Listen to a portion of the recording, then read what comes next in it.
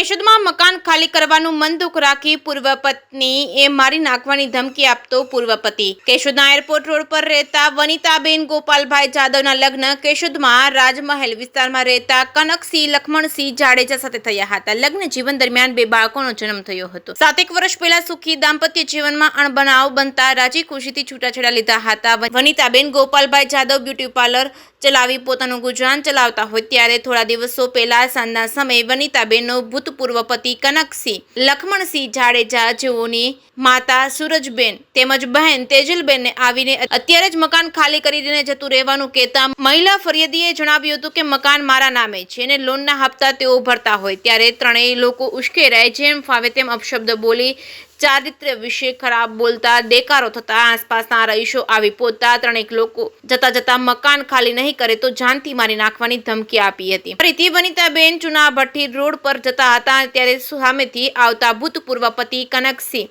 લખમણસિંહ જાડેજાએ ઝઘડો કર્યો હતો। વનિતાબેન ગોપાલભાઈ જાદવ દ્વારા લેખિતમાં કેશોદ પોલીસ સ્ટેશનમાં અને જૂનાગઢ ડીઆઈજી તથા એસપી સમક્ષ રજૂઆતો કરી હતી। કેશોદ પોલીસ દ્વારા કનકસિંહ લખમણસિંહ જાડેજા તેઓના માતા સૂરજબેન અને બહેન તેજલબેન વિરુદ્ધ ભારતીય ન્યાય સંહિતાની કલમ 351(3), 352, 54 હેઠળ ગુનો નોંધી આગળની તપાસ એએસઆઈ વીરાભાઈ ગિયડ ચલાવી રહ્યા છે। પ્રધાનમંત્રી નરેન્દ્ર મોદી અને રાજ્યના મુખ્યમંત્રી ભૂપેન્દ્ર પટેલ મહિલા સશક્તિકરણની ફૂલબાગો ફેંકી મસ્ત મોટી જાહેરાત કરે છે ત્યારે કેશોદની મહિલા વનિતાબેન પોતાના બાળકોને સારું શિક્ષણ મળે તે માટે હોસ્ટેલમાં અભ્યાસ કરવા મૂકીને ખર્ચને પહોંચી વળવા બ્યુટી પાર્લર ચલાવી ગુજરાન ચલાવે છે ત્યારે 7 વર્ષ પહેલા લગ્ન જીવન વિચ્છેદ કરનાર ભૂતપૂર્વ પતિ પરિવાર સાથે ધમકી આપી કાયદો અને વ્યવસ્થાને પડકારી એવી કપરી પરિસ્થિતિમાં કેશોદ પોલીસ દ્વારા કડક કાર્યવાહી કરવામાં આવશે કે કેમ એ તો હવે આવનારા દિવસોમાં જ ખબર પડશે કે શું થશે। જે કે સિંહ ગુજરાતી સાથે રાજુ પંડ્યા, કેશોદ।